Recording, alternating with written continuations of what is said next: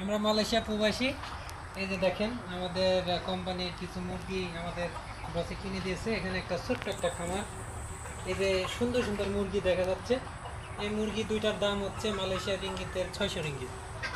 ওগুলা দেশি মুরগি। আরও কিছু মুরগি আছে, ওই সাইডে আছে, এখানে আছে। আমরা এই যে প্রতিদিন আমাদের খাবারের অবশিষ্ট ভাত, চাউল, এগুলা খাবার দিই এগুলা।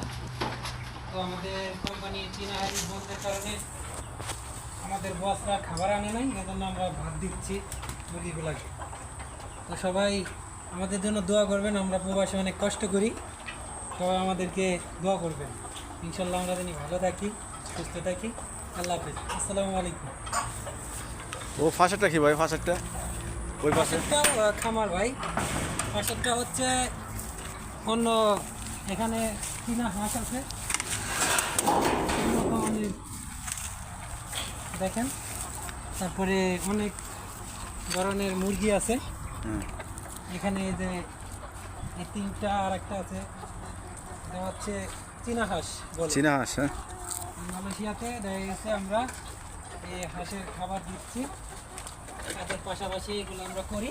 এখান থেকে ভালো একটা প্রফিট আসে। আমরা দেখা গেছে এখান থেকে আমাদের খাবার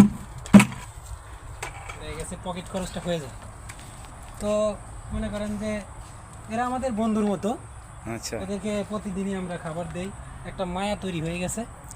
ঠিক আছে, তো সবাইকে একটা অনুরোধ, প্রবাসের মাটিতে অনেক পরিশ্রম করবেন, ধৈর্য ধরবেন, সফল হতে পারবেন।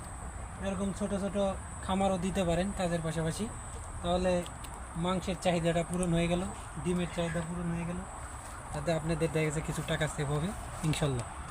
তো সবাই ভালো থাকবেন, আসসালামু আলাইকুম।